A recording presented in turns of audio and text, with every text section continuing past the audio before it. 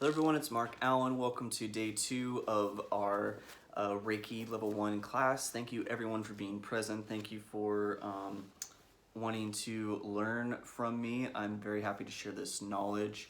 Hopefully your self-Reiki work is going well. Would love to hear how that's going for you. If you would like to continue doing that every day of this week, I highly recommend. And I try to do self-Reiki at least a couple times a week, especially after doing a lot of working with a lot of other clients. It's always important to take care of your own healing first before working with others. This is the book that I'll be giving each of you, Reiki Level 1. We're still waiting on them to arrive from the publisher. This is Carolyn. She is my teacher, and she wrote this book along with some images that I took. And it's a really good overall opening to what energy work is, what Reiki is, and I think that the most important thing to start off with is the history of Reiki. And this man is Usui Mikao. He's the founder of Reiki.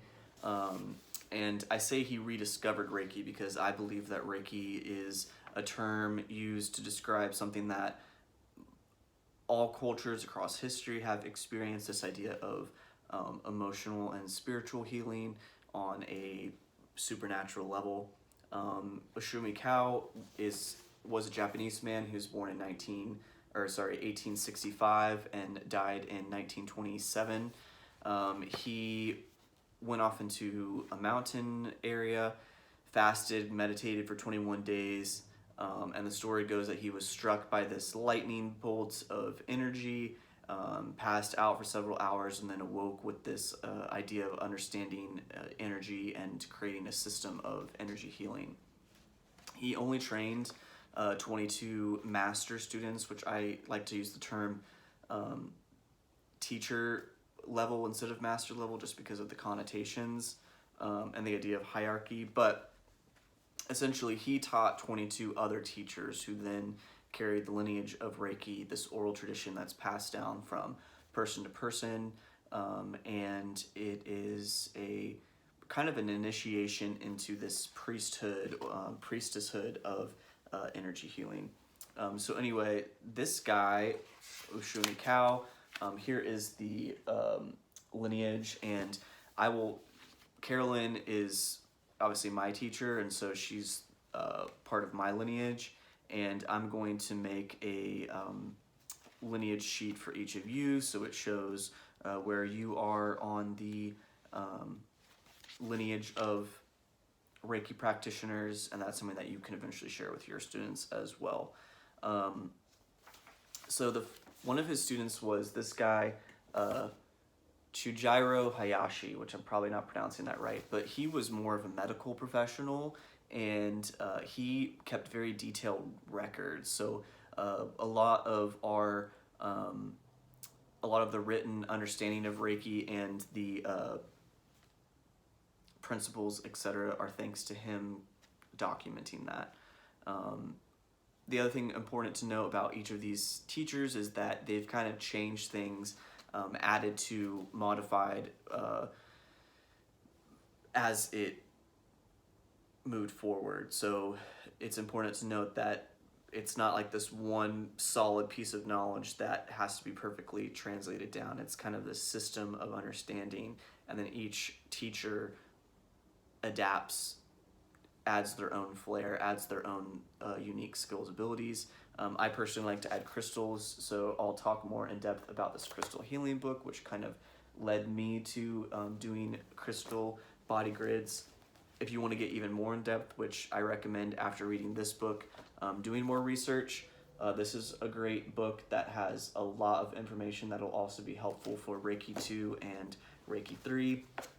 And this is also a great manual by William Rand, and he's actually on this lineage sheet. He is very well known in the Reiki community. He's an older gentleman, and he has trained a lot of people, and really brought, he's a really important person who brought Reiki to the internet, or that understanding to the internet in the early days. So anyway, after Chujiro Hayashi, he taught this woman who's very important in our lineage in the West, Hawayo Takata. She's a Japanese American woman who lived in Hawaii, and she is responsible for bringing Reiki to the West and teaching Americans and really opening up this whole other branch of Reiki. The other important thing to note is I have a couple Japanese friends, and Reiki is actually not something that is super widely practiced or widely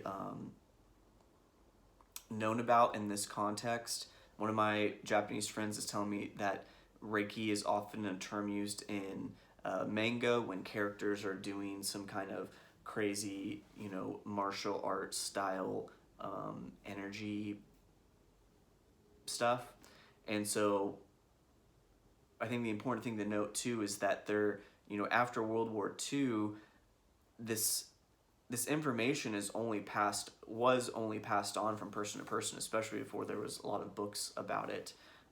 So this person, Takata is very important in bringing, keeping that knowledge preserved in the West. She also had a clinic that had a Swedish massage there, and also was very into juicing and that whole trend before it was even a trend, but the importance of nutrition, etc. So she's, very important for our lineage. We honor all the teachers who came before us. I like to honor them before I start any session. I like to give thanks and gratitude to our angels, our ancestors, our guides, and then also give gratitude to Ushu and Mikao and all of the Reiki teachers that have come before us. And lastly, giving grace and gratitude to Reiki energy, which Reiki means universal life force energy. Rei, universal, ki, life force energy. Ki is the same as chi, is the same as prana. All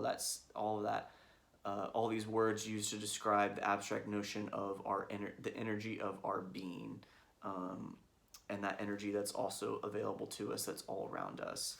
I just like to end this with a few personal code of ethics that I've kind of developed. Number one, and the other thing too is these, my code of ethics are going to be different than your code of ethics, and I think that's really important to understand what's important to you when you're going to open up to working with other people if you should choose to do so.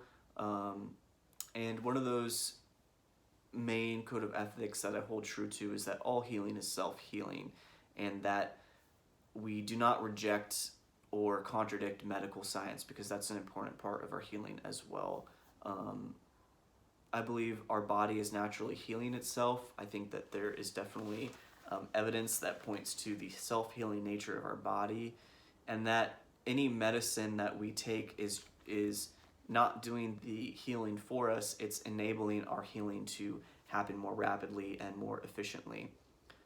So that being said, also noting that the healing is not coming from us as practitioners, we are just channeling that opening of energy, and that we also need to be focusing on our own energy and health as well. That being said too,